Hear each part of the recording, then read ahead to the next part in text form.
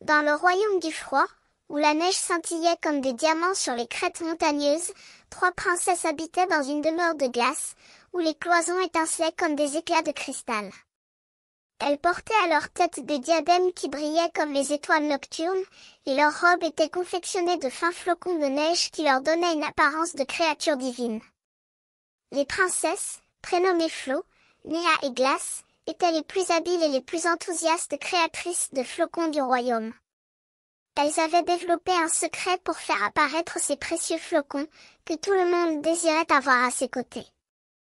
Mais, malheureusement, leur stock de diadèmes était épuisé, et elles ne savaient pas comment en obtenir de nouveaux. Un jour, une bande de nuages, menée par un nuage nommé Monsieur Nuage, apparurent au-dessus du royaume. Ils étaient venus apporter de l'aide aux princesses, mais également pour demander de l'aide en échange.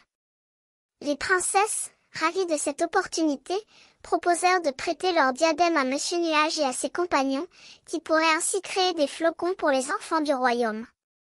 Les princesses et les nuages se mirent d'accord, et les flocons apparurent en abondance. Les enfants du royaume se réjouirent de ces merveilleux présents, et les princesses purent remercier Monsieur Nuage et ses compagnons de leur aide. Mais, lorsque les nuages s'apprêtèrent à partir, les princesses se sentirent tristes et perplexes. Comment allaient-elles faire d'autres flocons sans leur diadème? Monsieur Nuage, qui avait compris leur inquiétude, proposa une solution. Il pourrait garder les diadèmes des princesses et les utiliser pour créer d'autres flocons. Les princesses acceptèrent, et les nuages partirent, laissant derrière eux une traîne de flocons scintillants.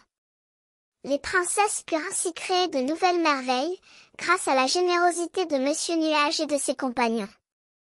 Et ainsi, la légende des princesses du froid et des nuages créateurs de flocons fut écrite dans les annales du royaume.